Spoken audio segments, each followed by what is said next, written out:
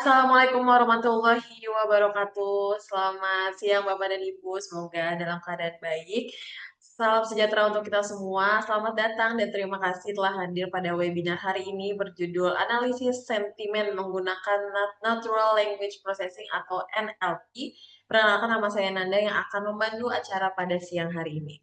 Unixindo sebagai tempat pelatihan dan sertifikasi nomor 1 di Indonesia telah menyediakan berbagai pelatihan serta sertifikasi berskala nasional maupun internasional. Hingga saat ini juga Unixindo telah melatih lebih dari 4.000 profesional IT per tahun, lebih dari 1.000 perusahaan IT yang berbeda, serta dari perusahaan nasional maupun multinasional. Analisis sentimen merupakan salah satu penerapan populer dari Natural Language Processing yang digunakan untuk memahami aspek emosi yang terkandung dalam berbagai teks seperti ulasan produk, komentar sosial media, dan juga survei pelanggan. Di mana melalui proses tersebut, suatu sistem bisa mengklasifikasi teks ke dalam kategori positif, negatif, ataupun netral. Kemudian peran LLP dalam hal ini juga membantu penerapan suatu sistem yang dapat mengenali struktur bahasa manusia, mengekstrasi makna kata, serta mengidentifikasi pola emosional pada data teks. Namun, gimana sih cara mengoptimalkan teknologi NLP tersebut? Di webinar kali ini kita menganalisis sentimen menggunakan natural language processing. Next People akan mempelajari mulai dari konsep dasar NLP, tahapan pengolahan data teks, serta demonstrasi langsung penerapan analisis sentimen tersebut. Pada webinar kali ini juga kita akan mendapatkan ilmu dan pengetahuan dari narasumber yang ahli dalam bidang natural language processing ini. Saya izin perkenalkan Mbak Igis selaku instruktur profesional Unixindo yang akan menyampaikan materi mengenai analisis sentimen menggunakan natural language ataupun NLP. Sebelum kita masuk ke sesi utama acara ini, ada informasi tambahan untuk Bapak dan Ibu. Setelah mengikuti webinar ini, Bapak dan Ibu akan dikirimkan link Google Form yang akan nanti Bapak Ibu isi berupa feedback acara ini melalui kolom chat Zoom meeting. Kemudian webinar ini juga akan ada kuis berhadiah tentunya setelah sesi pemaparan materi dan juga sesi tanya jawab. Bagi Bapak dan Ibu yang terdaftar sebagai peserta premium, benefit berupa sertifikat dan juga voucher akan segera dikirimkan setelah acara ini selesai. Tanpa lama-lama lagi, sesi utama pada acara ini saya izin persilakan Mbak Igis untuk memulai. Terima kasih. Terima kasih Nanda. Oke, baik, pertama-tama selamat sore, siang ya ini. Selamat siang semuanya. Assalamualaikum warahmatullahi wabarakatuh. Baik, jadi seperti yang sudah disampaikan oleh Nanda tadi, kita akan membahas tentang analisis sentimen menggunakan natural language processing, di mana materi yang akan kita bahas ini sebenarnya adalah materi lanjutan dari artificial intelligence. Sebelum saya masuk ke materinya, saya izin share screen terlebih dahulu ya.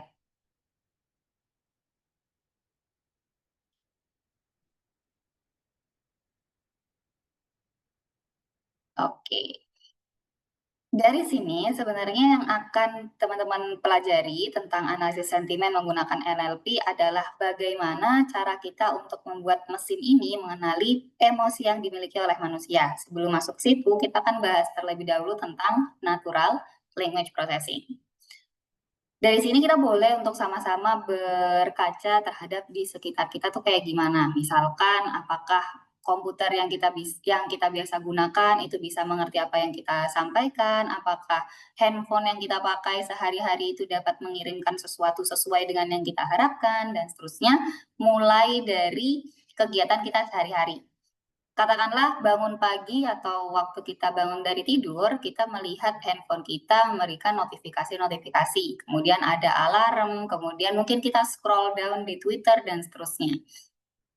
Dari semua data yang kita miliki di dalam handphone tadi, itu adalah informasi-informasi yang disampaikan oleh orang-orang lain atau mungkin disampaikan oleh mesin kita dalam bentuk perintah. Yang dari orang-orang lain biasanya itu diambil dari bagaimana perasaan mereka di hari tersebut, apa opini mereka, dan lain-lainnya yang dituangkan di dalam kalimat seperti tulisan atau mungkin di dalam postingan Instagram atau mungkin dalam postingan video TikTok dan lain-lainnya ya. Jadi semua alat sosial media yang biasa kita kenakan di handphone itu dapat kita gunakan untuk menjembatani informasi-informasi dari sumber ke diri kita sendiri. Nah, proses jembatan itu tadi kan melalui alat nih atau gawai atau handphone yang biasanya kita pakai. Si handphone tadi itu melakukan proses apa saja? Pertama, dia melakukan proses pengambilan data dari internet biasanya. Kemudian dia pengen ngapain? Dia menampilkan datanya sesuai dengan aplikasi-aplikasi yang kita gunakan. Kemudian dari yang sudah ditampilkan tadi, apa saja yang dimunculkan, apa saja yang tertampil itu mereka sebenarnya nggak tahu maksudnya apa. Nah, tetapi dengan adanya natural language processing, saat kita menggunakan informasi-informasi tadi atau data-data tadi dengan benar, maka si mesin-mesin ini dapat mengenali emosi atau bahasa manusia atau mungkin apa yang sedang kita sampaikan melalui gambar atau suara atau mungkin tulisan juga. Natural language processing di sini berperan sebagai sesuatu atau ilmu yang akan membuat mesin kita bisa mengerti bahasa manusia atau kayak gimana. Jadi yang awalnya mereka tuh cuma melakukan perintah secara 0 1 aja. Jadi kalau misalkan kita pengen mouse gerak ke kanan, tinggal kita geser kan, dia bakalan bergerak ke kanan dengan tangan kita secara manual. Atau mungkin kita pengen nyalain komputer, tinggal kita klik dulu tombol powernya, nanti dia bakalan nyala. Atau mungkin kita pengen untuk buka pintu dan lain-lainnya. Semua itu masih menggunakan perintah sesuai dengan yang kita lakukan terhadap si alat-alat yang bersangkutan. Karena awalnya mesin itu memang sebagai sesuatu yang cuma menerima perintah doang. Namun lama-kelamaan ada banyak hal yang kita pengen untuk mendapatkan kemudahan dalam melakukannya kan. Contohnya kita pengen untuk buka pintu tapi jangan kitalah yang gerak, tinggal bilang aja nanti dia bisa bergerak dan seterusnya. Nah, untuk bisa mendapatkan hasil seperti itu, kita perlu untuk mengolah dulu perintah yang kita punya agar dikenali sama si mesin. Misalnya sekarang kita udah berkenalan dengan berbagai macam tools ya, mungkin belum saya sebutin tapi Bapak Ibu atau teman-teman sekalian udah punya gambarannya. Pertama ada Siri, kemudian ada Google Translate, atau mungkin yang lain-lainnya kita bisa melihat ada ChatGPT dan seterusnya. Mereka semua mendapatkan informasi dari kita berupa teks maupun berupa suara. Mereka bisa melakukan sesuatu seperti yang kita harapin tanpa kita perlu untuk menambahkan atau mengoperasikan alat-alat secara langsung. Nah, dari sini berarti kita harus kenalan dulu. Kenapa mesin yang kita punya tadi perlu memahami bahasa manusia? Seperti yang saya sampaikan tadi ya, karena sekarang tuh kita pengen untuk mendapatkan sesuatu lebih mudah atau melakukan sesuatu secara lebih mudah, dengan adanya kemampuan mesin memahami bahasa manusia, komunikasi kita dengan mesin nanti akan jauh lebih baik. Jadi si mesinnya juga merasa lebih mudah berkomunikasi dengan manusia. Kemudian mesin juga bisa untuk memahami informasi dari berbagai macam sumber unstructured atau mungkin yang paling sering kita temui adalah textual data. Jadi dari gambar, dari teks, dari suara itu bisa kita konversi menjadi teks semua atau kalimat-kalimat di mana kalimat-kalimat tersebut dapat dipahami sama si mesinnya. Nah, agar si mesinnya itu bisa paham kalimat-kalimat yang kita tuliskan, berarti dia harus pahami dulu dong bahasa komunikasinya antar manusia tadi. Selanjutnya, dia juga bisa untuk membantu kita melakukan otomatisasi kegiatan. Seperti yang saya sampaikan tadi ya, kita bisa buka pintu tanpa perlu kita melakukannya, dia cukup langsung buka pintu aja sesuai dengan biasanya kayak gimana sih otomatisasinya. Nanti ada hubungan-hubungan lain dengan teknologi-teknologi lain. Dan yang terakhir, tentunya dengan si mesin yang paham bahasa manusia tadi akan mempermudah kita atau mempermudah mereka dalam berinteraksi dalam dunia nyata. Implementasinya banyak banget sekarang seperti yang saya sempat sampaikan tadi, ada ChatGPT, kemudian ada Siri dan lain-lainnya. Ini adalah contoh-contoh implementasi NLP yang tadi saya sudah sampaikan. Yang pertama itu ada Google Translate, ini yang paling awal ya, atau yang paling umum dipakai. Kemudian ada Siri, ada ChatGPT, ada Bixby, ada si Google AI-nya juga ya untuk melakukan Google apa ya namanya, Google Speech atau apa tuh yang di sini logonya. Nah, dari setiap tools-tools yang kita punya di sini, mereka semua melakukan pengolahan bahasa. Kok bisa mengolah bahasa, kok bisa mereka memahami bahasa, dan seterusnya, karena mereka mengimplementasikan proses natural language proses ini nih, di mana dibagi menjadi 2 bagian. Yang pertama adalah proses di mana mesin memahami kata-katanya, yaitu natural language understanding. Kemudian yang kedua adalah proses di mana mesin menyampaikan apa yang sudah dia pikirkan dalam bentuk kata-kata ke manusianya, yaitu dalam bentuk natural language generation. Dari yang kita punya di sini, sentimen analisis adalah proses di mana kita mencoba untuk memahami terlebih dahulu. Jadi langkah yang akan kita lakukan nanti selama proses webinar ini itu adalah sebenarnya mencoba untuk membuat agar mesin yang kita punya, yang tadinya kosongan nggak tahu apa-apa, dia jadi ngerti maksud bahasa Indonesia, maksud bahasa Inggris yang kita tuliskan, konteks yang kita bicarakan seperti apa, dan seterusnya. Jadi langkah yang akan kita lakukan selama training kita kali ini, atau bisa disebut webinar ya tadi ya, yaitu adalah natural language understanding. Dengan apa atau caranya gimana sih biar kita bisa untuk mengimplementasikan natural language understanding ini terhadap mesin yang kita punya tadi? Kalau kita lihat dari berbagai macam contoh, Google Translate, Siri, ChatGPT, dan lain-lainnya, mereka semua akan mengambil data-data yang kita miliki dari cara komunikasi kita ke dalam bentuk tekstual terlebih dahulu. Nah, setelah mereka udah dikonversi, bukan mereka, maksudnya mereka itu adalah apa yang kita komunikasiin ya. Jadi waktu yang kita komunikasikan sudah diubah menjadi textual value, maka data teks tersebut akan mereka kenali polanya satu sama lainnya. Misalnya kita punya kata-kata selamat pagi semuanya. Nah, selamat pagi semuanya itu adalah kata yang kalau mesin baca ya cuman selamat pagi semuanya, kayak gitu aja. Agar mesin mengerti, kita harus mengubah dulu teks selamat pagi semuanya ke dalam bentuk numerik. Gimana caranya? Nanti ada cara-cara lainnya yang perlu untuk kita pahami, mulai dari proses pre-processing sampai dengan feature extraction. Nah, karena kita udah tahu langkah pertama yang dilakukan oleh mesin adalah mengonversi dari teks, kemudian biar dia bisa baca ke dalam bentuk angka atau konversinya tadi ya, yang dilakukan oleh mesin selanjutnya apa? Dia akan mengenali pola yang terjadi pada angka-angka yang bersangkutan. Jadi misalnya tadi kan katanya adalah selamat pagi semuanya.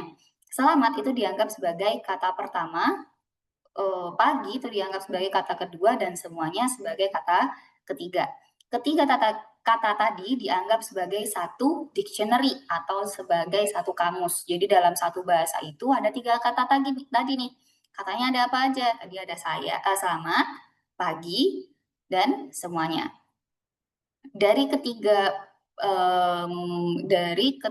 bahasa tadi atau, kalimat tadi, kata-kata tadi ya, jadi kita akan melakukan apa, kita pengen untuk melihat polanya di satu susunan tadi, polanya kayak gimana. Berarti kalau selamat itu nanti kita anggap dia sebagai kata pertama, kita anggap dia sebagai satu, yang pagi jadi kata kedua dianggap sebagai dua, kemudian yang semuanya dianggap sebagai kata ketiga, sehingga dia dianggap sebagai nilai 3 juga. Nah, dari konversi itu dengan pola yang seperti tadi, kita dapat melihat bagaimana sih karakteristik dari penyampaian informasi, emosi, dan lain-lainnya dengan pola 1, 2, 3 yang udah saya bilang tadi. Namun, nggak serta-merta langsung 1, 2, 3 gitu aja ya Bapak Ibu dan teman-teman X People semuanya. Yang akan kita lakukan adalah mencoba untuk mengonversi nilai-nilai angka tadi sehingga dia bisa dianggap merepresentasikan emosi-emosi yang kita punya, atau mungkin konteks dari komunikasi yang berlangsung pada data tersebut. Masalahnya adalah sebelum kita masuk ke sana, kita harus paham dulu nih, kalau mesin yang kita punya itu belum bisa untuk melakukan proses merasa sama kayak yang dilakukan oleh manusia. Dengan NLP oke lah, kita bisa untuk melihat bahwa si mesin ini bisa berkomunikasi dengan bahasa kita atau bahasa manusia dengan cara yang saya bilang tadi, yaitu yang nganggep angka 1 untuk kata selamat, angka 2 untuk kata pagi, angka 3 untuk kata semuanya. Masalahnya dia nggak ngerti nih di sini, apa yang dilakukan oleh si kata-kata tadi atau pola-pola tadi. Kenapa? Karena mesin itu cuma bisa mikirnya doang, tapi nggak bisa merasa. Kemampuan merasa tersebut Kalau dari kondisi saat ini ya, di zaman kita yang sekarang, itu masih belum tentu bakalan bisa diterapkan oleh mesin, karena proses merasa itu perlu untuk perlu untuk diawali dari 4 hal yang ada di depannya, di mana mesin itu nggak punya kemampuan-kemampuan ini. Yang pertama, dia belum memiliki kesadaran atau nggak punya consciousness, karena kan dia diperintahkan aja nih, misalnya kita suruh si robotnya untuk melakukan A, B, C, D. Selain itu dia nggak tahu karena dia cuma diperintahnya seperti itu, atau dia taunya ya udah dia memproses A, memproses B, memproses C dan seterusnya. Kemudian dia nggak bisa merasakan emosinya karena apa? Karena ya dia nggak memiliki proses untuk melakukan menyampaikan perasaan tadi. Yang ketiga, ini yang paling utama ya, jadi si mesin atau robot yang kita punya itu sangat berbeda dari manusia, di mana mereka nggak punya capacity untuk membangun hubungan biologis dari detak jantung untuk menunjukkan apakah dia deg-degan atau enggak, dari mungkin peredaran darah untuk melihat apakah dia itu sedang sehat atau enggak dan seterusnya. Jadi dari sini kemampuan-kemampuan biologisnya nggak mendukung untuk si mesin tadi melakukan proses merasa.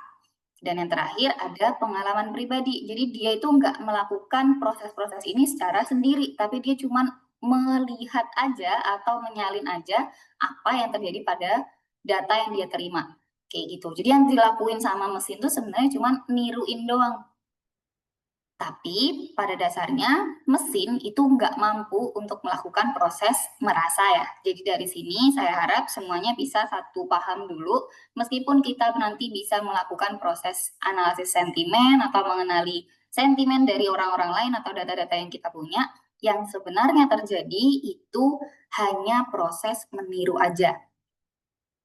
Mungkin sekarang dari Bapak Ibu atau teman-teman Young People semuanya udah mulai ngerasa nih, berarti kalau misalkan nanti di masa depan kita berharapnya mesin itu bisa melakukan proses merasa juga, apakah capable atau enggak, apakah mungkin terjadi atau enggak, itu bisa dibahas lebih lanjut ya, karena maksudnya bisa dipelajari lebih lanjut lagi nanti. Karena sampai sekarang pun penelitian-penelitian yang sudah terjadi itu masih belum membuktikan bahwa ada kemungkinan satu mesin itu bisa melakukan proses merasa tadi, karena mereka masih kurang 4 bagian ini nih. Biologisnya nggak ada, consciousness-nya juga belum ada.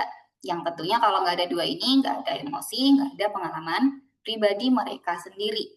Kayak gitu. Jadi kalau misalkan kita bayangin sekarang, oh model atau mesin yang kita punya bisa nggak ya nanti ngerasa marah kalau misalkan kita nggak nanyain kabar dia atau kita nggak kirim pesan dan seterusnya. Itu mungkin aja terjadi, tapi kalau sampai sejauh ini itu masih belum ya, belum kejadian.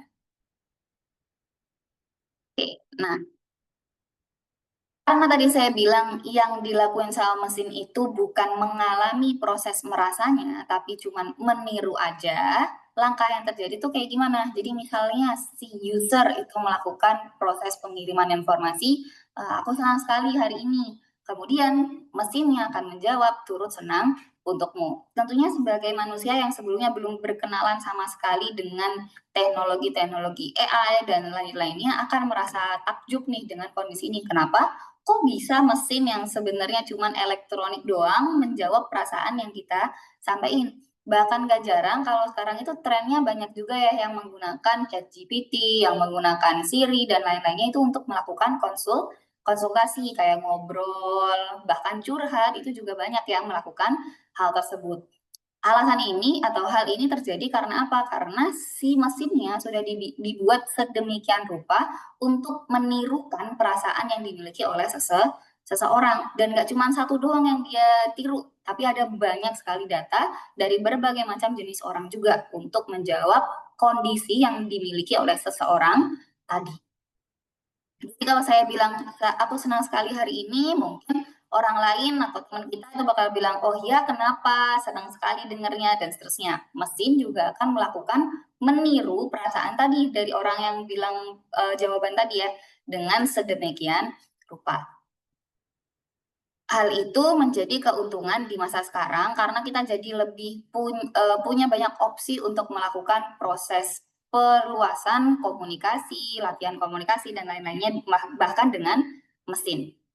Kayak gitu. Mungkin dari teman-teman sebelumnya juga udah pernah ada ya yang curhat sama ChatGPT, atau mungkin kalau nggak curhat sama ChatGPT, bisa nanya-nanya ke ChatGPT tentang kenapa sih kok seperti ini kejadian dan seterusnya untuk konsultasi. Karena memang ChatGPT atau mungkin keluarganya bukan cuma ChatGPT aja ya, misalkan pakai Gemini, pakai DeepSeek dan lain-lainnya, itu mereka melakukan proses yang sama, yaitu menjawab apa yang menjadi permasalahan seseorang dengan sedemikian rupa.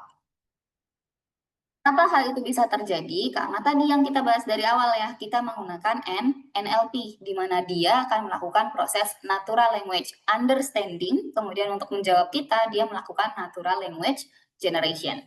Yang dilakukan oleh si NLP ini tadi adalah membaca semua data atau big data di luar sana ya, untuk memahami tentang perasaan-perasaan yang dimiliki oleh satu orang atau mungkin orang yang lainnya. Dengan NLP, dia akan memproses semua data-data tadi dan mengalkulasikan pola-pola yang saya bilang di awal. Jadi dia bakalan mencoba untuk menghitung bagaimana kedekatan antara kalimat-kalimat yang sudah dia baca, bagaimana kedekatan dari satu kata dengan kata yang lain, apakah ada nilai-nilai sarkasme, apakah ada nilai-nilai yang memuji, dan seterusnya. Dia bakalan hitung semuanya dalam bentuk angka. Jadi nggak mungkin nilai teks yang kita punya di awal itu bakalan dibaca sebagai teks juga sama mesin ya, tapi dia bakalan konversi dulu ke dalam bentuk angka, baru dia cek bagaimana polanya, lalu dia bakalan produce lagi dalam bentuk tulisan dan bahkan suara, seperti yang saya tuliskan di sebelah kanan. Jadi kalau yang dilakuin sebelum NLP, dari data ke NLP-nya, maka prosesnya adalah natural language understanding, sedangkan dari NLP-nya atau dari mesin ke manusianya lagi itu adalah natural language generation. Sekali lagi, kalau sentiment analysis itu adalah proses di mana kita memahami data sumbernya atau data yang sedang dihadapi oleh si mesin. Maka karena kita melakukan hal tersebut, yang terjadi pada data kita adalah mengenali data atau mengenali bahasanya tadi. Jadi sentiment analysis itu ada di depannya. Di proses kita mengenali si data-data informasi yang disediakan dari awal. Kalau dari NLP-nya keluar, itu namanya natural language generation atau proses untuk membangun natural language dari si mesinnya. NLP sebenarnya dilalui atau melalui berbagai macam cara untuk memproduce atau menghasilkan sesuatu yang sesuai dengan keinginan kita. Apakah dia itu untuk understanding aja atau dia itu digunakan untuk melakukan generation. Tapi prosesnya dari awal itu pasti selalu sama, yaitu dia bakalan mengambil datanya dulu atau receiving data teksnya. Kemudian dia akan masuk ke langkah selanjutnya, yaitu pre-processing data atau proses untuk mengonversiin dulu atau membersihkan dulu teks-teks yang kita punya tadi ke dalam bentuk yang baku atau ke dalam bentuk yang formal. Ada apa saja yang bisa kita lakuin? Ada tokenization, ada lower casing, ada stop word removal or lemmatization, dan ada noise removal juga. Selain yang saya sebutkan, itu masih ada banyak lagi yang bisa kita lakuin untuk melakukan pre-processing terhadap teks tadi. Yang saya tuliskan ini hanya yang paling umum dilakuin aja untuk melakukan proses pembersihan terhadap teks-teks inputnya. Biasanya teks yang umum yang digunakan itu adalah teks-teks yang memang merekanya sudah melakukan, sudah dalam bentuk kata-kata yang tepat ya. Jadi misalnya saya tulis, selamat pagi semuanya, secara benar nih pakai bahasa Indonesia yang baik dan benar ya, selamat, nggak disingkat, pagi nggak disingkat, semuanya juga nggak disingkat.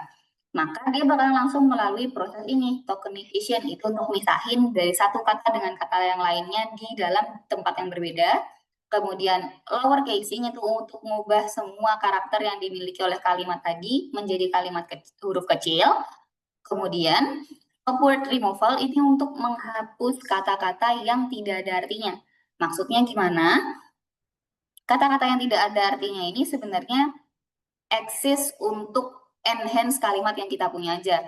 Misalkan saya senang sekali memiliki produk ini. Kata sekali dan kata ini itu adalah kata imbuhan aja yang kita gunakan untuk emphasize apa yang kita sampaikan dalam satu kalimat. Jadi kalau misalnya saya punya kalimat saya senang sekali dengan produk ini, maka yang dilakukan sama si mesin itu hanya dari stop word removal ini hanya akan melakukan pengambilan kata saya senang, kemudian saya senang sekali dengan produk ini, produk aja. Jadi ada saya senang dan produk. Bahkan ada beberapa pandangan yang menganggap bahwa subjek itu tidak penting untuk menunjukkan informasi dari satu data. Jadi si sayanya tadi bisa juga dihilangin kalau misalkan kita menggunakan proses stop word removal. Nanti kalau misalkan pengen pelajari lebih lanjut bisa dibaca-baca lagi ya tentang stop word removal ataupun yang lain-lainnya. Nah, selanjutnya ada lemmatization. Lemmatization ini adalah proses di mana kita mengubah konstruksi huruf yang tadinya itu kata-kata misalnya dalam bahasa Inggris dengan verb ing atau verb id atau mungkin pakai dalam bentuk objek dan lain-lainnya ya. Dilemmatization ini adalah proses pengubahan kata kerja tadi menjadi kata kerja bakunya. Jadi misalnya kalau dalam bahasa Indonesia belajar jadi ajar, kalau mengajar jadi ajar dan seterusnya. Kalau bahasa Inggris berarti running jadi run aja, stepping jadi step aja dan seterusnya. Kayak gitu, itu adalah proses lemmatization. Dan yang terakhir adalah noise removal. Yang dianggap noise itu sebenarnya adalah tanda baca yang tidak eksis di sana untuk menyampaikan sesuatu. Jadi si tanda baca ini mulai dari koma, titik, tanda petik, tanda tanya, tanda seru itu semuanya dianggap sebagai noise. Jadi kemungkinan besar bakalan dihapus atau dihilangkan. Bahkan kalau misalkan kita ketemu emoticon, itu kan menurut kita juga penting ya. Tapi ada berbagai macam contoh dari penelitian-penelitian sebelumnya yang menganggap emoticon itu nggak dimasukin sebagai informasi input, nggak apa-apa. Tapi ada juga yang bilang kalau mau menilai satu kalimat yang ada di dalam data-data kita sekarang, itu si emoticon ini penting untuk enhance dari apa konteks yang disampaikan dalam kalimat tersebut gitu. Karena kadang ada yang tulisannya tuh kayak memuji, tapi ternyata emotikonnya kayak ngejek gitu ya untuk melakukan sarkasme, itu bisa-bisa aja. Jadi dari berbagai macam penelitian yang ada, itu banyak yang punya pandangan berbeda-beda. Nah, gimana caranya kita untuk memilih apa yang harus kita lakuin dong kalau misalkan ketemu dengan kondisi tersebut? Yang harus kita cek adalah data yang diambil tadi. Apakah datanya itu relevan atau tidak dengan emotikon-emotikon? Apakah data yang kita punya itu cukup dengan kata baku utamanya saja, dan seterusnya. Bahkan yang saya sampaikan selama dari tokenization sampai noise removal, itu belum ada yang melakukan pembersihan kata-kata yang disingkat. Jadi kan kalau kita sekarang dalam berkomunikasi lewat chat atau mungkin bikin teks di threads atau di X gitu ya, biasanya kan kita singkat-singkat nih, selamat jadi FLMT, kemudian bekerja BKRJ, dan seterusnya. Itu kan bisa-bisa aja. Nah, setiap orang itu pasti beda-beda juga dalam melakukan proses penyingkatannya. Nggak cuma nyingkat doang, ada yang bikin huruf besar, huruf kecil, A diganti angka 4, dan seterusnya yang merupakan penulisan alay. Nah, gimana nih cara kita untuk mengatasi kata-kata alay tadi? Itu kita harus melakukan pre-processing yang lebih lanjut lagi yang di sini belum saya sampaikan. Setelah kita udah bersihin datanya atau kalimatnya itu udah ready untuk kita konversi ke dalam bentuk numerik, kita masuk ke dalam langkah yang ketiga, yaitu feature extraction. Jadi tadi katanya kan ada 3 ya, ada selamat, pagi, dan semuanya. Anggaplah semuanya itu sebagai kata yang sudah bagus, jadi kita anggap 3 kata tadi menjadi korpus kita atau menjadi dictionary yang akan kita pakai dalam model. Nah, ketiga kata tadi itu akan kita konversi dengan menggunakan beberapa opsi. Yang pertama itu ada back of words, yang kedua ada TF-IDF, kemudian yang selanjutnya ada word embedding, yang selanjutnya ada transformer based embedding. Yang paling populer sekarang itu adalah yang terakhir ya, transformer based embedding. Kenapa? Karena mereka itu memiliki model yang powerful untuk melakukan proses konversi dari teks menjadi numerical values yang benar-benar merepresentasikan konteksnya apa. Kayak gitu.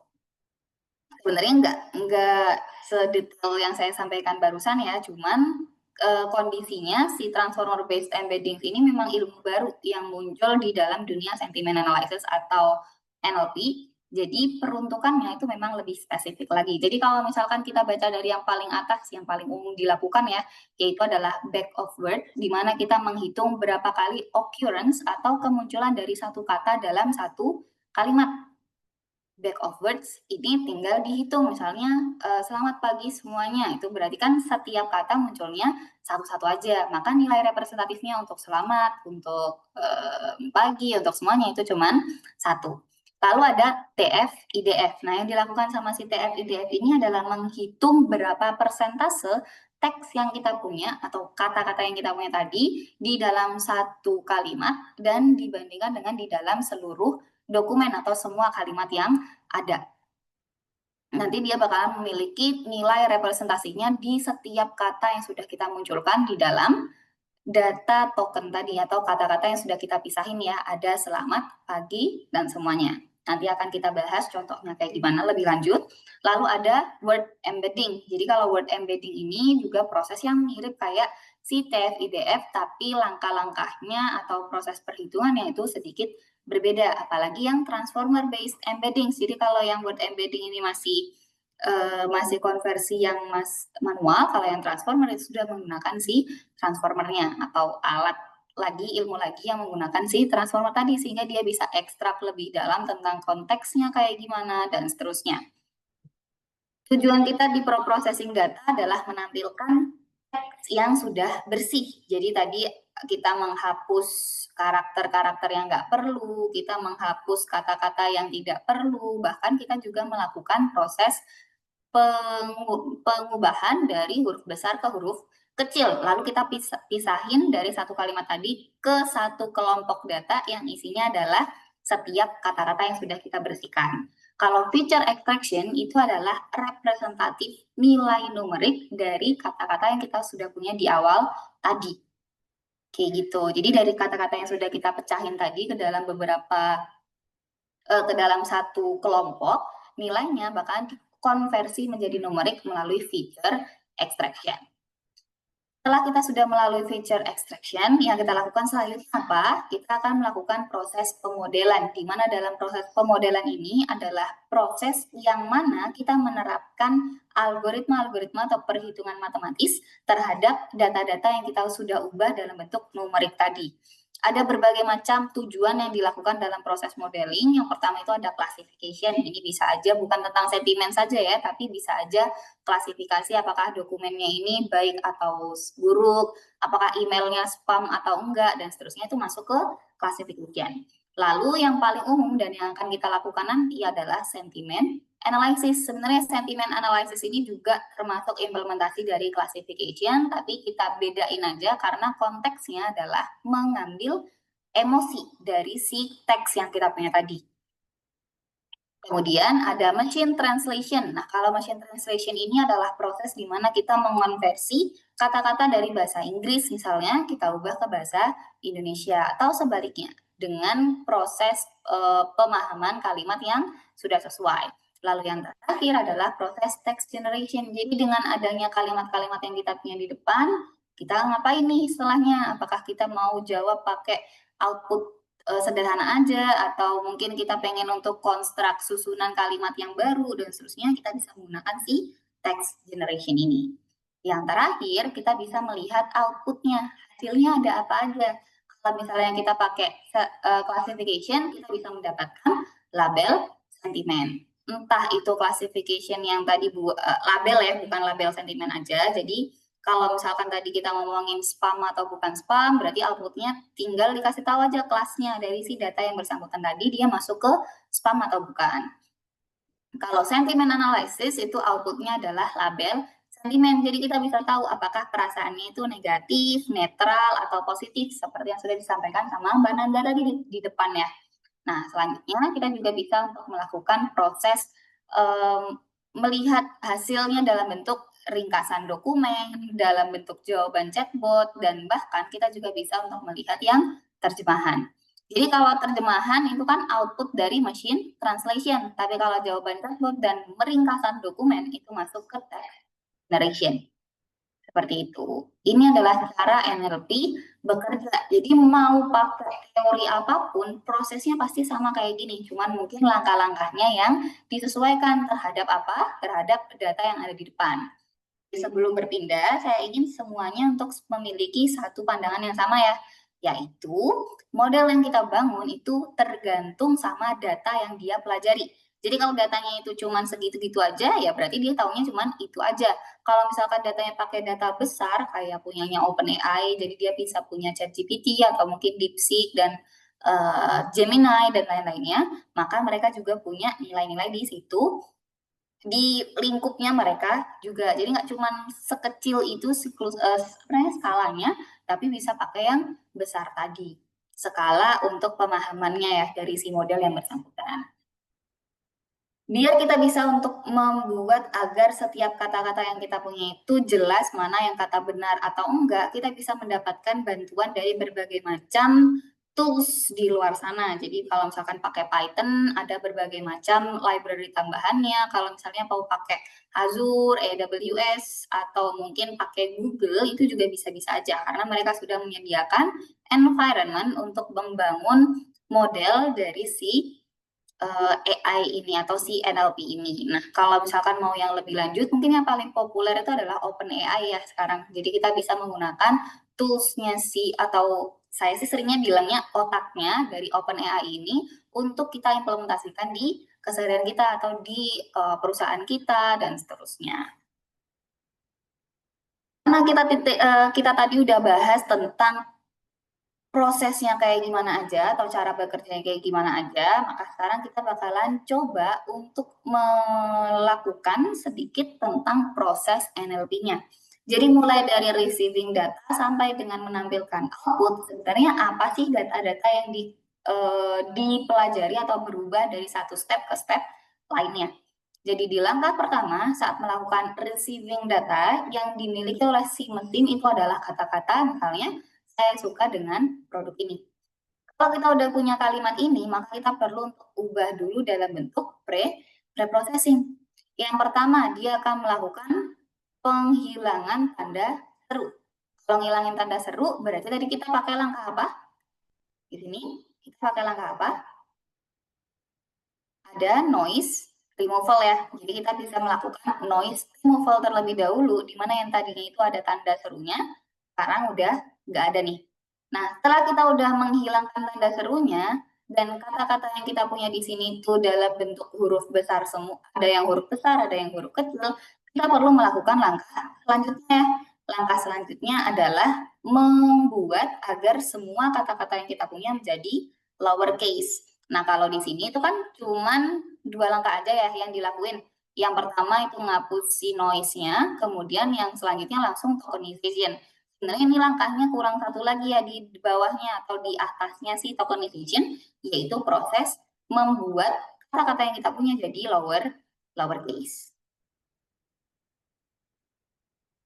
Nah, karena kita udah pakai yang lowercase-nya, setelahnya kita melakukan apa? Kita melakukan tokenization. Jadi yang saya bilang tadi dalam bentuk kalimat, dia bakalan dipecah menjadi satu kelompok yang setiap nilai katanya itu berbeda-beda. Kelompok yang saya maksud tadi dalam bentuk list. Kalau misalkan Bapak, Ibu, atau teman-teman Inspipol semuanya udah sering pakai pengumpulan data dalam kode, biasanya dia bakalan di-structurize dalam bentuk array seperti ini atau dalam bentuk list, di mana masing-masing nilai yang kita punya itu berurutan dan berbeda-beda. Saya suka produk, kemudian kita kecilin dulu ke saya suka produk ini udah lewatin 2 langkah ya, berarti tadi nggak cuma noise removal aja, tapi ada stop word removal. Jadi kita juga menghilangkan kata dengan dan ini. Jadi yang dihilangin di langkah pertama adalah stop word dan noise removal. Kemudian yang selanjutnya kita perlu satu langkah lagi yaitu lower casing, dan yang terakhir itu adalah tokenization seperti ini. Setelah pre-processing udah selesai, kita bakal masuk ke feature extraction. Jadi dari kata saya suka produk itu bisa kita konversi ke dalam bentuk numeriknya. Kalau yang saya tunjukkan di sini adalah one hot encoding atau one hot embedding dari si kata-kata yang kita punya dalam satu list. Maksudnya apa? Jadi kan karena size data kita di sini ada 3 kata nih. Ada 3 kata. Untuk setiap katanya kita akan konversi ke dalam bentuk satu rumpun data tadi. Kemudian dia bakal di-assign angka 1 jika nilainya adalah si kata yang bersangkutan seperti yang ada di sini. Jadi kata pertama yaitu saya, dari 3 kata dia posisinya di mana? Di paling depan, maka dia dianggap 100. Kata kedua buka, posisinya ada di mana? Ada di tengah, maka dia dianggap sebagai 010. Dan yang terakhir adalah produk, karena dia di terakhir maka dia dianggap sebagai 00. Ini adalah representasi one hot encoding. Jadi nanti kalau misalkan mau belajar lebih lanjut boleh pelajari juga ya tentang proses ini. Selanjutnya, setelah kita udah konversi dalam bentuk numerik di feature extraction, kita akan implementasi algoritma-algoritma yang akan menunjukkan nilai outputnya dalam bentuk biasanya polarity, atau mungkin ada yang sebut juga probability ya. Tapi polarity ini kenapa dipakai? Karena nilainya itu digunakan untuk merepresentasikan apakah dia cenderung positif, negatif, atau netral. Kalau nilainya itu lebih dari 0, berarti biasanya dia dianggap sebagai positif, kalau kurang dari 0 dianggap sebagai negatif. Maksudnya ini sentimennya ya, atau polarity-nya. Kalau dekat dengan 0, maka dia dianggap sebagai netral. Kayak gitu. Jadi kalau misalkan kita pengen untuk nunjukin apakah orang yang bersangkutan ini memberikan sentimen yang baik atau enggak, kita ngelihat dari si polarity-nya ini. Semakin tinggi dia atau semakin mendekati 1, maka dia positif. Semakin mendekati -1, maka dia negatif. Tapi kalau dekat dengan 0, misalnya kayak 0 minus 2 sampai dengan 0 plus 2, itu berarti dia adalah nilai yang netral, kayak ya biasa-biasa aja, nggak ada komentar positif maupun negatif di dalamnya. Dan yang terakhir itu adalah si output, di mana kita bisa ngelihat karena nilai polarity-nya 0,89, artinya di 89%, hampir mendekati 1, dia nilainya adalah sentimen positif. Contohnya kayak gitu. Ini adalah contoh prosesnya. Nah, karena kita udah belajar si contoh proses NLP-nya, yang tadi kita pakai polarity dan seterusnya, yang sebenarnya tuh yang di belakang ini udah cenderung ke sentimen analisis ya. Tapi sekarang kita akan bahas lebih dalam dulu tentang si sentimen analisisnya. Di mana sentimen analisis yang kita punya di sini itu adalah proses di mana mesin itu nggak cuma memahami apa yang kita sampaikan dalam bentuk bahasa, tapi dia juga mengenali perasaan manusia. Yang saya tuliskan di dalam contoh, ada sentimen positif, netral, dan negatif, itu hanya yang paling mendasar aja, atau yang paling sering dipakai. Bahkan ada juga yang pakai cuma positif dan negatif, netralnya nggak ada. Kita udah menemukan bentuk sentimen, tentunya kita harus tahu dulu emosi-emosi tadi itu bisa dikelompokkan ke dalam bentuk apa aja nih. Apakah positif itu selalu nilainya +1, apakah negatif itu selalu -1, dan lain-lainnya. Apakah marah dan kecewa itu sama, apakah senang dan puas itu sama, dan seterusnya. Itu bisa kita pelajari lebih lanjut lagi. Jadi yang saya sampaikan, 3 sentimen yang saya punya di depan itu hanya yang paling umum dipakai. Seperti itu. Nah, sentimen-sentimen ini seperti yang sudah saya sampaikan tadi, nilainya diambil dari mana? Dari teks data. Jadi yang kita sampaikan di dalam mesin itu adalah data-data teks. Kalau misalkan ada dari audio atau dari gambar, maka nilai gambar dan audionya tadi kita konversi dulu ke teks. Dari teks semuanya kita konversi ke numerik. Jadi pastiin model yang kita punya atau mesin yang kita punya itu mempelajari angka-angkanya doang ya, bukan mempelajari teksnya atau mungkin gambar atau mungkin suaranya. Oke. Nah, kita udah tahu tadi langkah-langkahnya ada apa aja. Yang pertama, receiving text data, kemudian ada text pre-processing, lalu ada feature extraction, modeling, dan modeling. Maka sekarang kita akan perdalam lagi nih proses untuk mengenali konversi dari data yang kita punya, yang awalnya itu adalah satu kalimat. Contohnya seperti yang ada di sini, saya senang sekali belajar di sini, makasih ya, kayak gitu ya kalimatnya. Maka kita akan melakukan proses pre-processingnya berdasarkan langkah-langkah tahapan yang sudah saya tuliskan di bawahnya. Yang pertama, setelah dia menerima saya senang sekali belajar di sini, makasih ya, maka dia bakalan mengubah dengan cara lower casing. Dia ubah semua kata atau karakter karakter yang ada huruf besarnya atau huruf kecil. Lower casing dulu, saya senang sekali berada di sini, makasih ya, seperti itu. Lalu yang selanjutnya adalah dia menghapus tanda baca, atau tadi pakai apa namanya? Noise removal. Saya senang sekali berada di sini, makasih ya. Jadi yang dihapus adalah tanda koma dan tanda. Setelah dia melakukan hal tersebut, yang dilakukan selanjutnya adalah tokenisasi. Tokenisasi ini memisahkan kata saya, senang, sekali, belanja, bla bla bla sampai dengan ya.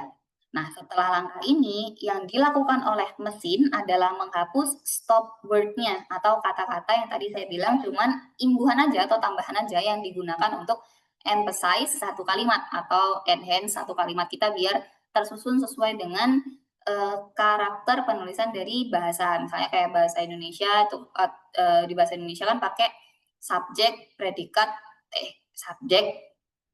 objek dan seterusnya. Kalau di bahasa Inggris juga sama, pakai subjek, verb dan objek dan lain-lainnya. Maka di sini kita akan melakukan hal yang sama dengan cara menganggap stop word-nya itu biasanya adalah kata-kata pelengkap aja. Contohnya kalau di data kita, saya ini subjeknya dianggap sebagai tambahan, kali, kemudian di sini, dan ya, itu dianggap sebagai imbuhan aja atau nggak dipakai dalam proses pembelajaran modelnya.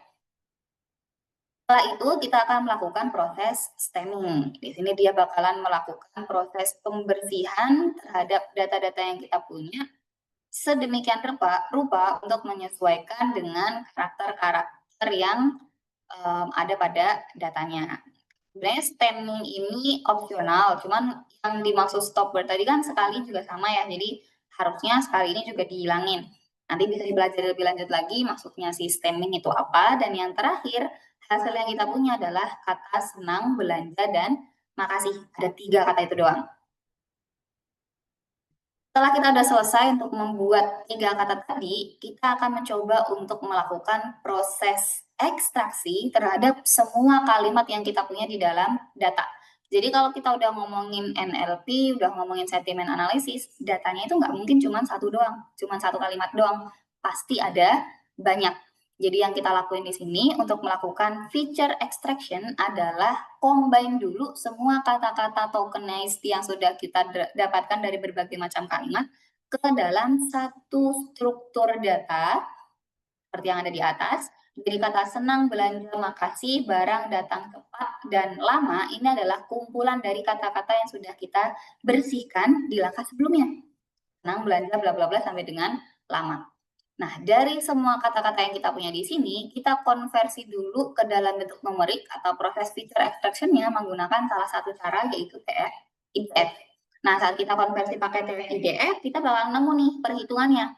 Kalimat 1, kata senang di kalimat 1 ada berapa kali, di kalimat 2 berapa kali, di kalimat 3 berapa kali, dan terhadap seluruh kalimatnya. Nanti kalau misalkan pengen belajar lebih lanjut, bisa pelajari rumus-rumusnya ya. Jadi TF itu apa? TF itu adalah term frekuensi atau seberapa sering kata muncul dalam satu kalimat. Kalau IDF itu adalah inverse document frequency, di mana semakin jarang kata muncul di seluruh dokumen, semakin besar juga bobotnya. Kayak gitu. Nah, setelah kita udah konversi dalam bentuk numerik seperti ini, kita akan melakukan apa? Modeling. Jadi setiap kalimat yang kita punya tadi udah ada ya struktur IDF-nya untuk senang, belanja, makasih. Dari seluruh kata-kata yang kita punya di atas itu dikonversi jadi 1,0986 dan seterusnya sampai dengan 0,000.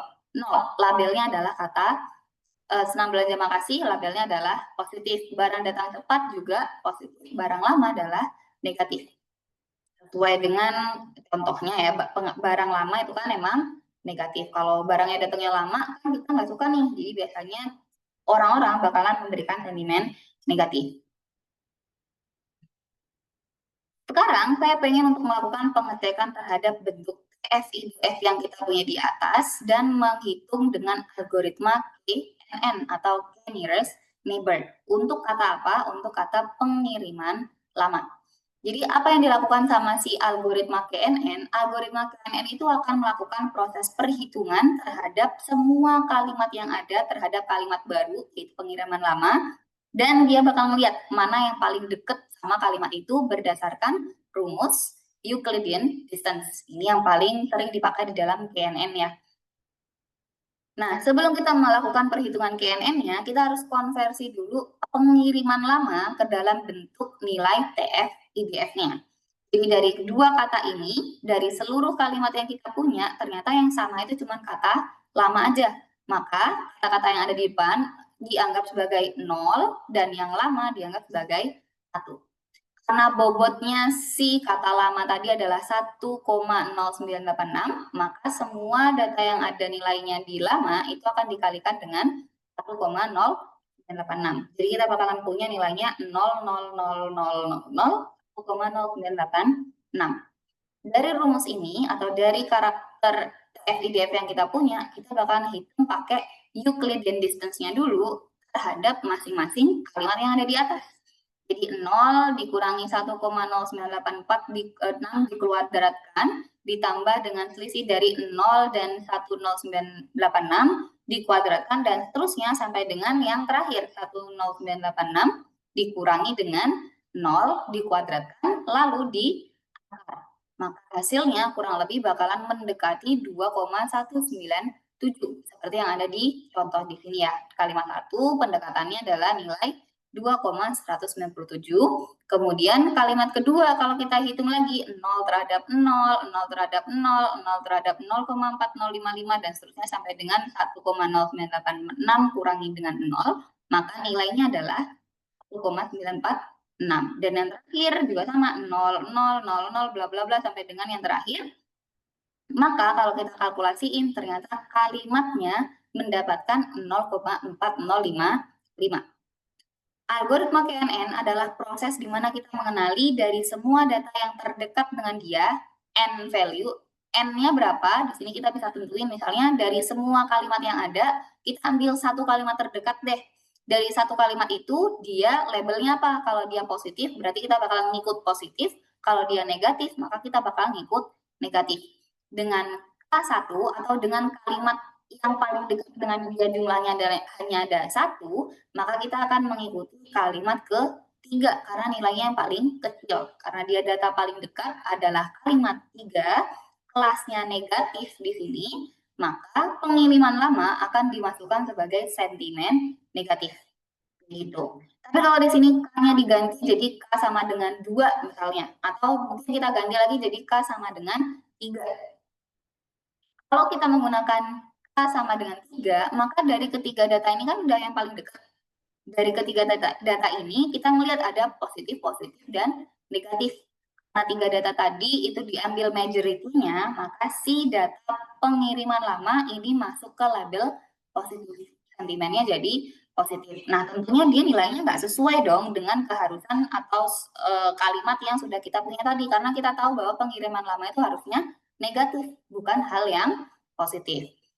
Untuk tahu apakah model kita ini sudah dibangun dengan benar dan memprediksi dengan benar atau belum, kita bisa melakukan evaluation. Jadi evaluation ini adalah bagian yang kelanjutan dari proses modeling, di mana kita akan menilai model analisis sentimen kita dengan menggunakan confusion matrix. Jadi apa itu confusion matrix? Confusion matrix itu adalah si bentuk tabel yang kita punya pada tampilan ini. Jadi nilai aslinya yang benar itu berapa, yang positif berapa, yang netral berapa, yang negatif berapa. Sedangkan hasil prediksi dari modelnya kita bisa lihat mana yang positif, negatif maupun netral. Dari angka-angka ini 200, 010, 002 itu dapat kita gunakan untuk menghitung bagaimana nilai akurasi, presisi, recall maupun F1 score. Jadi si confusion matrix ini bertugas untuk memetakan prediksi-prediksinya terhadap nilai aslinya, sedangkan akurasi, presisi, recall, dan F1 score digunakan untuk menilai apakah model ini bagus atau enggak. Akurasi kalau kita ngelihat seperti yang biasa kita dengar ya, akurasi itu ngelihat berapa banyak sih yang benar yang udah diprediksi sama si model yang kita punya. Itu adalah akurasi. Kalau presisi adalah seberapa pinter sih si model yang kita punya untuk mengenali nilai positif, untuk mengenali nilai netral, untuk mengenali nilai negatif. Jadi dia akan melihat seberapa pinter si orang yang si model yang bersangkutan untuk mengenali emosi-emosi tadi. Tapi kalau recall itu dia bakalan ngecek seberapa tepat jawaban yang dimiliki sama si model pintar tadi. Apakah dia pintar-pintar doang tapi ternyata jawabannya jelek atau kayak gimana, kita bisa melihat dari si recall-nya. One score ini hadir sebagai penengah antara presisi dan recall karena nilainya sebenarnya adalah pendekatan rata-rata dari precision dan recall itu sendiri. Jadi kalau kita udah ketemu akurasinya tinggi, belum tentu precision, recall sama advanced score-nya tinggi juga ya. Jadi kalau misalkan kita melihat evaluasi model, pastiin precision dan recall-nya tinggi dulu. Kenapa? Karena akurasi ini tidak sensitif terhadap prediksi yang salah. Dia cuma melihat prediksi yang benar doang. Dari semua prediksi yang kita punya, ini kan ada 5 data ya, berarti 2 tambah 1 tambah 2, totalnya dari 5. Dari 5 data yang dimiliki, 5 data yang diprediksi, ternyata 5 datanya itu benar semua, 100%. Itu bisa aja terjadi. Tapi kalau misalkan prediksinya 1 di sini, prediksi positif ini 1, diprediksi neutral di sini 1, maka nilainya kan jadi 4/5. 4/5 adalah 90%. Untuk apa? Untuk akurasinya. Tapi presisinya kita ngitungnya gimana? Tergantung ya, kita mau ngambil dari label yang mana dulu. Nanti 2, berarti 1 dibagi 1, terus yang di sini 1 dibagi berapa, dan seterusnya. Itu bisa digunakan untuk menghitung precision, recall, maupun FWAS score. Nanti kalau misalnya mau pelajari lebih lanjut lagi, bisa untuk memahami terlebih dahulu tentang algoritma perhitungannya di modeling ini tadi, lalu tinggal sesuaikan aja dengan evaluation matriksnya. Nah, metrik yang saya tampilkan di sini adalah metrik untuk klasifikasi. Jadi kalau misalkan nanti ditanyain, kenapa kok pakai akurasi, presisi, recall, dan FWAS score? Karena kita sedang melakukan proses klasifikasi. Sebenarnya materi yang saya sampaikan itu cukup di situ aja karena kita pengen untuk ngelihat gimana sih caranya untuk melakukan analisis sentimen menggunakan si NLP-nya. Jadi kalau dari depan kita udah tahu NLP ini tujuannya untuk memahami bahasanya. Kalau sentimen analisis atau analisis sentimen itu adalah proses untuk mengenali perasaannya. Kayak gitu. Jadi ada advance proses yang terjadi di mesin kita yang tadinya dia cuma ngerti bahasanya doang.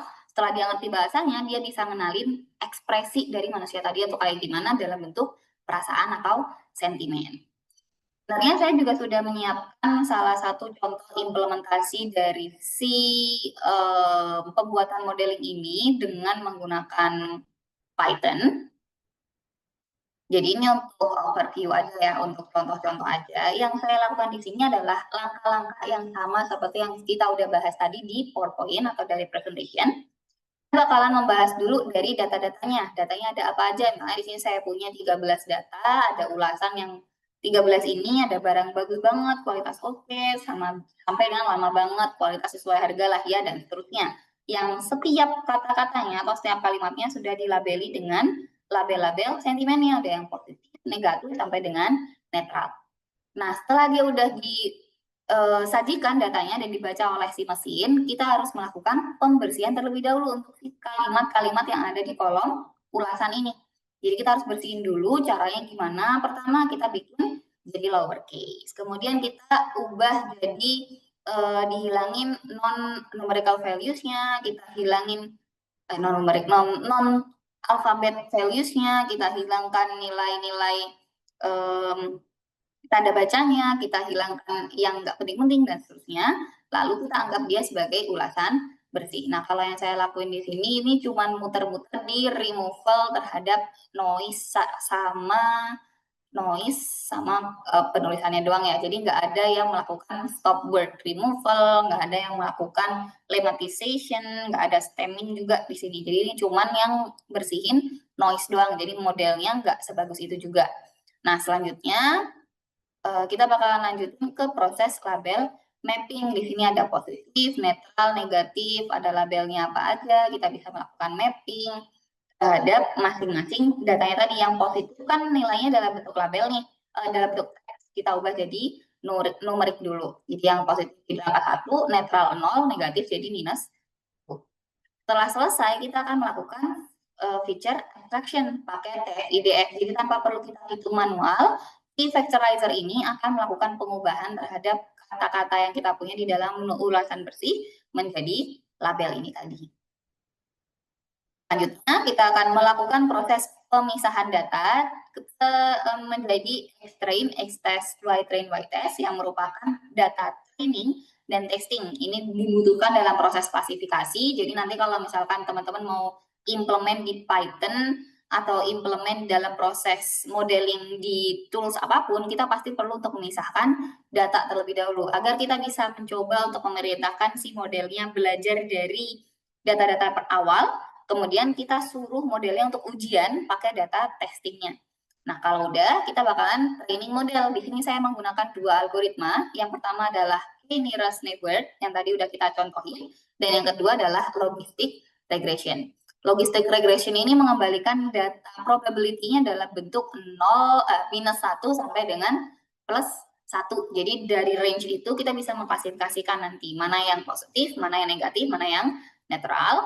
Lalu kita melakukan yang terakhir, yaitu evaluate model. Kita untuk evaluate-nya ada apa aja. Yang pertama kita bisa menggunakan ini classification report. Sebenarnya dia diambil dari confusion matrix juga. Cuma di sini saya langsung tampilin classification report-nya aja.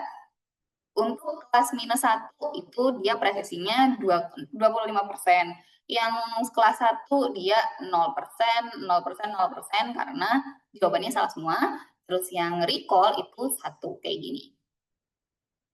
Jadi kita bisa lihat ternyata data yang 1, data yang 0 sama data yang minus 1 itu kebanyakan bakalan mengenali nilai minus 1-nya. Kenapa kok bisa kayak gini? Mungkin dari penulisan kalimat kita nggak benar, dari pembersihan kalimat kita tidak sesuai, atau data-data yang kita provide ke si mesinnya ini nggak balance atau terjadi imbalance. Kenapa terjadi imbalance? Jadi misalnya tadi kita punya datanya di atas ya, ada nilai barang bagus banget, ada yang biasa aja sih nggak istimewa sama yang negatif.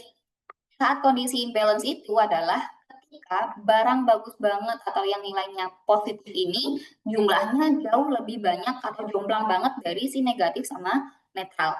Ini make sense ya kalau kita ngelihat dari komentar yang ada di Shopee misalnya atau di platform lain untuk penjualan.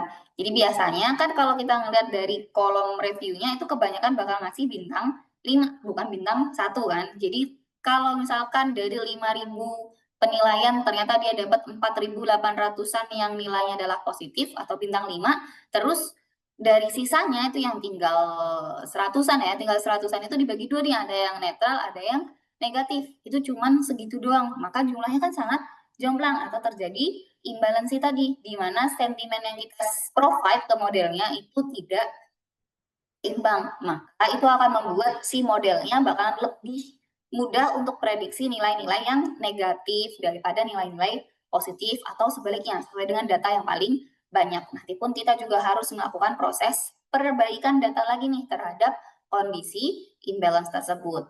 Nah, setelah kita udah evaluate, di sini kita bisa melihat ya dari ulasan bersih yang kita punya, kita pengen ngapain? Kita pengen sesuai ekspektasi, makasih labelnya 1 dan seterusnya. Ini bisa kita petakan dalam bentuk representasi confusion matrix-nya 1, 1, 2, 0, 0, 0, 0, 0 dan seterusnya. Hingga kita bisa mengenali bagaimana performance dari mesin yang kita miliki saat ini. Nah, kalau dibandingin antara si K-nearest neighbor yang ada di sini sama yang ada di dalamnya si model logistic regression, kita bisa melihat adanya similarity yang nggak terlalu jauh juga ya. Jadi akurasinya cuman per 4 doang nih, yang benar cuman 1 dari 4 data yang kita punya. Maka model yang kita punya ini masih jelek. Balik lagi kenapa jelek? Karena tadi waktu pre-processing data saya cuman ngasal doang ini melakukan hal-hal yang tidak penting atau belum menyelesaikan permasalahannya. Kenapa ya? Kita bisa lihat di sini yang awalnya ulasan yang kita punya di sini barang bagus banget, kualitas oke. Di sini kata banget itu masih disertakan, padahal banget itu cuman tambahan aja. Kemudian biasa aja sih, nggak istimewa sih, itu kan juga cuman tambahan aja. Biasa ada itu juga tambahan aja dan seterusnya. Gitu. Jadi ini adalah contoh implementasi dari proses sentiment analysis menggunakan Python. Kalau misalkan mau pakai tools lain tentu saja bisa ya. Jadi nanti tinggal pakai aja tools-tools yang sudah advance juga dari platform-platform lainnya, contohnya dari OpenAI, itu kan gampang, tinggal kita tanya aja dia langsung ngasih tahu ke kita. Kemudian dari Google, dari apalagi DeepSeek dan lain-lain itu mereka juga punya banyak. Oke.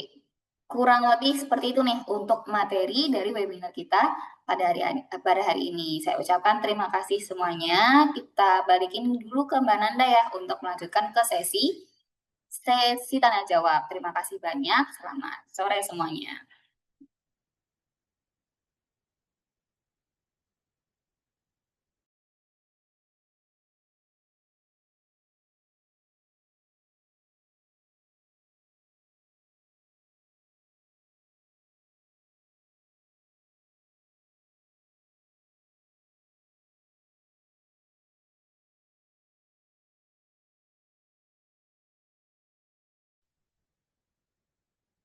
Baik, terima kasih Mbak Igis atas penjelasan materinya. Di sini ada sesi tanya jawab yang sudah Bapak dan Ibu sematkan di chat Zoom.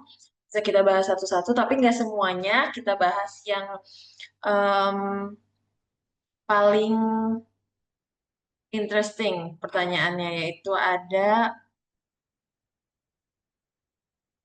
apakah emosional dari Bapak Fahris? Apakah emosional penyampaian informasi dapat dihitung dengan LLP? Misalkan disampaikan saya suka materi ini, padahal secara emosional hanya untuk memenuhi kriteria penilaiannya aja. Gimana Mbak Kis? Oke, untuk Pak Faris sebenarnya jawabannya udah kelihatan ya tadi ya. Seperti yang udah kita lakuin sebelumnya, yang terjadi saat kita nyampein saya suka materi ini dan seterusnya itu bisa dihitung emosinya berdasarkan kata-katanya doang. Tapi balik lagi ke yang kondisi saya bilang di awal waktu saya ngomongin tentang emoticon, jadi kan ada sarkasme, ada nilai-nilai yang secara natural emosi yang terjadi pada diri kita itu nggak tersampaikan melalui textual values. Nah, kalau misalkan kita mau melakukan perhitungan tersebut, maka yang harus kita lakuin atau yang perlu ditambahkan dalam prosesnya itu ngapain aja? Pertama, kita bisa memperbaiki dulu extraction yang kita lakukan di dalam proses feature extraction. Kemudian yang selanjutnya kita bisa mempelajari polanya secara lebih dalam dengan memilih algoritma-algoritma yang lebih dalam lagi atau yang lebih advance atau kompleks lagi sesuai dengan karakteristik dari konteks emosionalnya. Jadi kalau dibilang apakah dia bisa melihat kalau sebenarnya kita nulis saya suka materi ini tuh cuman ya dalam emosi yang biasa aja gitu, itu jawabannya cukup sulit ya karena dia cuma provide informasi, mendapatkan informasi yang terprovide itu dari si teks yang bersangkutan, tapi bisa diusahakan dengan cara-cara yang saya bilang tadi, kayak gitu kurang lebih. Oke, kita buka dua pertanyaan lagi, Mbak Gis. Ya, dari Bapak Jonathan Aditya. Saya sering pakai ChatGPT dengan cara prompting untuk coba buat logo dan caption buat sosmed dari video tertentu yang diupload. Hasilnya bagus-bagus. Itu cara prosesnya gimana ya? Apakah dengan LLP juga? Betul Pak, itu sebenarnya proses awalnya itu menggunakan NLP, tapi ada ilmu lanjutannya lagi. Jadi nggak cuma si NLP doang, tapi perlu ilmu-ilmu tambahan untuk melakukan text generation-nya atau natural language generation-nya tadi. Jadi kalau yang saya sampaikan tadi itu kan kita cuma understanding-nya aja. Nah, untuk melakukan generation-nya itu dengan berbagai macam ilmu-ilmu tambahan. Mungkin yang sekarang populer itu ada ilmu RAG, di mana kita menerapkan proses pembelajaran terhadap model yang sudah existing untuk mengenhance bagaimana text processing yang terjadi di dalamnya ke kita. Atau bisa pakai teknologi lainnya juga, LLM dan lain-lainnya untuk mempelajari lebih dalam bagaimana sih proses-proses generationnya. Nah, untuk belajar lebih lanjut tentang hal ini, Bapak bisa pelajari tentang generatif AI ya nanti. Ada banyak banget ilmu-ilmu yang bisa kita pakai buat konstruksi salinan mungkin ya, atau mungkin kayak yang sesuatu yang mirip kayak si ChatGPT itu tadi, yaitu bisa membuat gambar, membuat video atau suara dan seterusnya dari teks yang kita prompt. Seperti itu, Pak. Oke, boleh kita ada beberapa pertanyaan dari satu orang aja, tapi banyak beberapa pertanyaan. Dari Bapak Rinaldi, jika kita menggunakan kamus leksikon, setelah proses apa sebaiknya labeling dilakukan? Itu pertama, boleh dijawab dulu, Mbak Nis.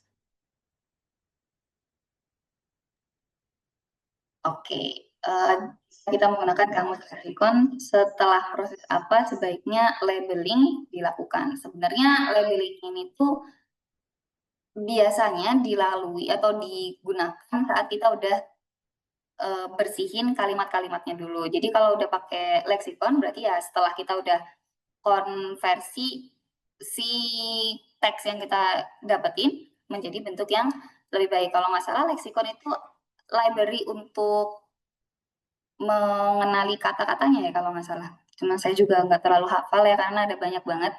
Jadi kalau misalnya kita mau ngecek kapan labelingnya dilakukan, itu biasanya setelah proses pembersihannya udah selesai, itu baru kita labelin. Atau kalau mau sebelumnya juga boleh-boleh aja karena tergantung effort yang mau kita keluarin kayak gimana.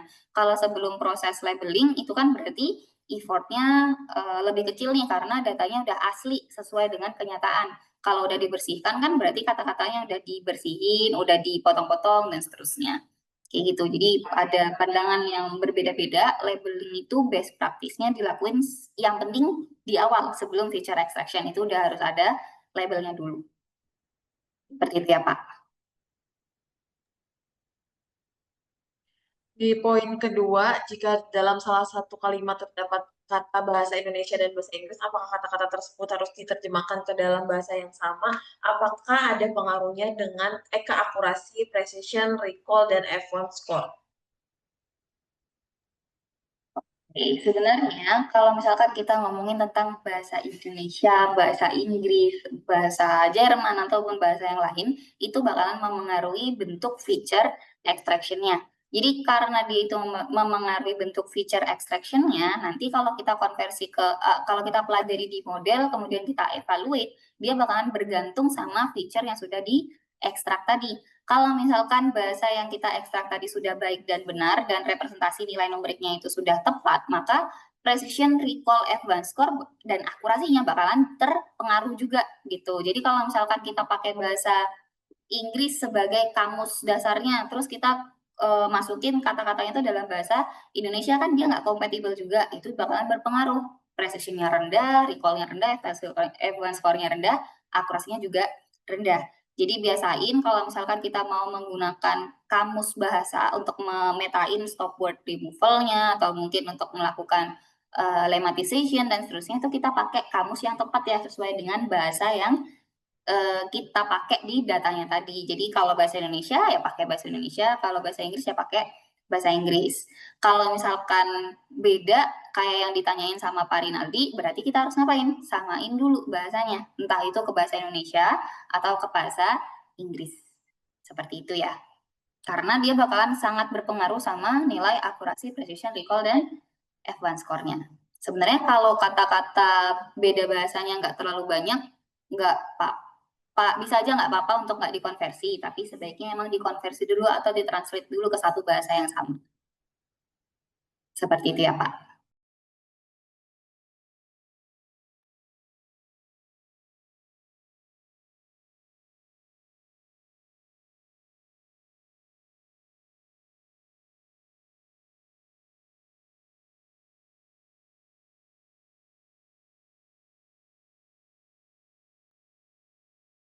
Oke, Bapak dan Ibu, semua pertanyaan bisa dijelaskan nanti setelah Bapak dan Ibu mengikuti training yang ada di Nixindo. Selanjutnya kita akan masuk ke sesi selanjutnya yaitu sesi bermain kuis dengan harapan untuk mengulas kembali materi yang telah disampaikan agar bisa diingat kembali. Nantinya kuis ini juga ada saldo e-wallet untuk peserta yang berhasil mengumpulkan poin terbanyak. Kuis ini akan dilakukan melalui quizzes, jadi masing-masing Bapak dan Ibu dimohon untuk bergabung di link yang sudah diberikan di chat room Zoom ini, kemudian menggunakan nama lengkap agar mudah bagi tim Insido mengkonfirmasi hadiah.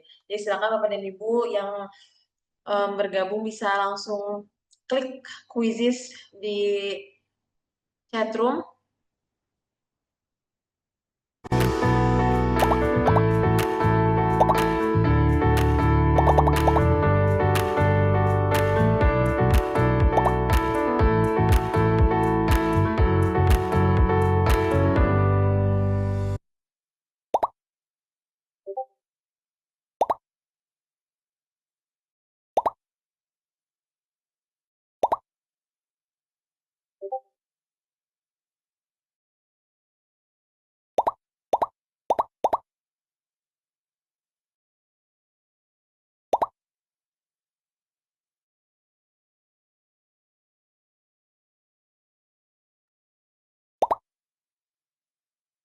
Silakan Bapak dan Ibu untuk menggunakan nama asli untuk bergabung ke link quizzes ini.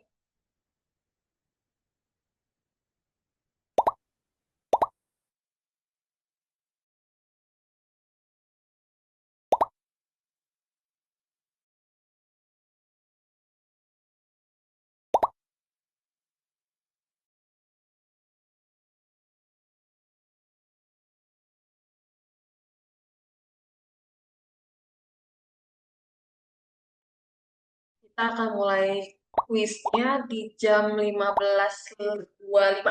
Jadi 3 menit lagi dipastikan Bapak dan Ibu untuk mengikuti kuis ini karena akan ada hadiah saldo e-wallet bagi 3 orang pemenang.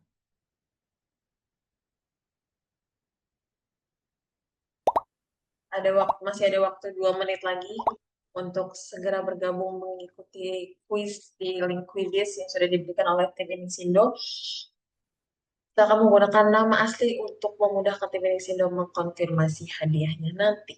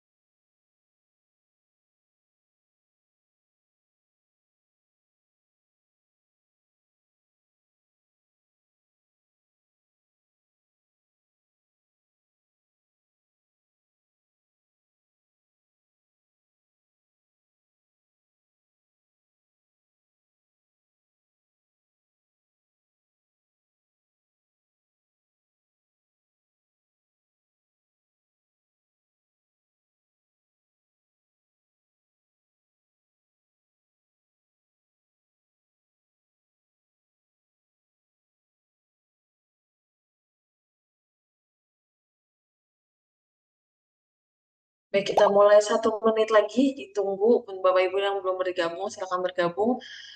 1 menit lagi kita akan memulai kuisnya di 15.25.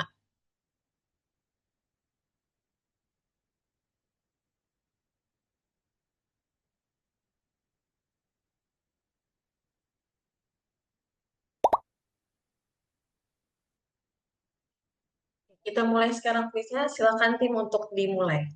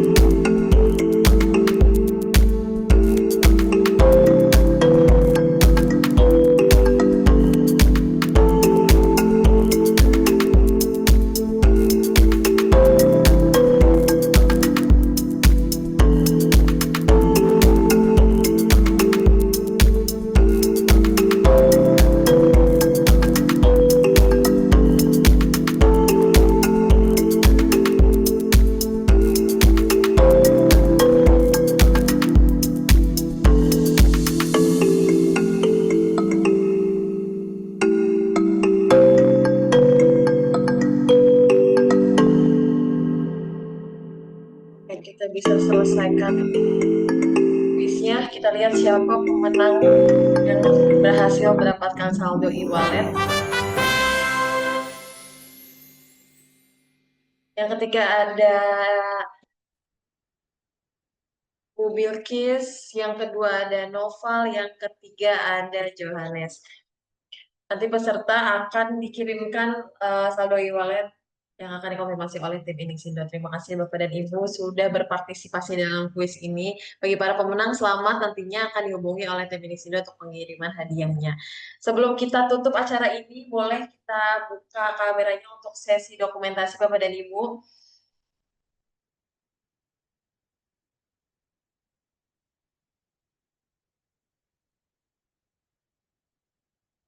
Baik, kita mulai untuk sesi dokumentasinya. Bisa dibuka kameranya. Oke. 1, 2, 3. Boleh di slide selanjutnya. 1, 2, 3. Di slide selanjutnya. 1, 2, 3. Oke, terima kasih Bapak dan Ibu. Kita sudah ada di penghujung acara, yang dimana kita dapat pengetahuan baru dan juga wawasan baru bagi Bapak dan Ibu semua. Kami juga berterima kasih kepada Mbak Igis telah berbagi ilmu dan pengetahuannya pada acara hari ini. Terima kasih juga kepada semua pihak yang telah terlibat dalam acara ini. Jangan lupa untuk tetap mengikuti kami di acara selanjutnya. Sebagai informasi tambahan kembali, saya ingatkan pastinya Bapak dan Ibu sudah mengisi form feedback yang akan dikirimkan melalui chat room Zoom meeting ini. Dimohon untuk mengisi feedback sebelum acara webinar ini ditutup.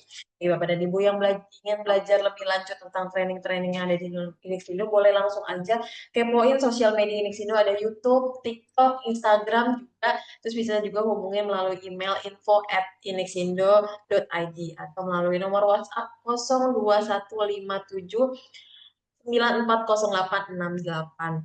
Kurang lebihnya mohon maaf. Terima kasih banyak atas semuanya partisipasinya. Sampai ketemu di training ataupun di webinar Inixindo selanjutnya. Selamat sore. Terima kasih. Wassalamualaikum warahmatullahi wabarakatuh.